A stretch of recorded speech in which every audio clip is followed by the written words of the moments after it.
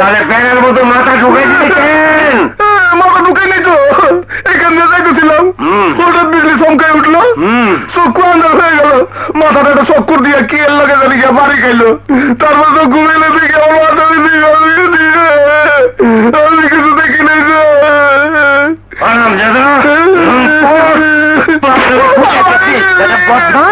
লুকায় লোকে মেয়ে মেয়েছে দেখো।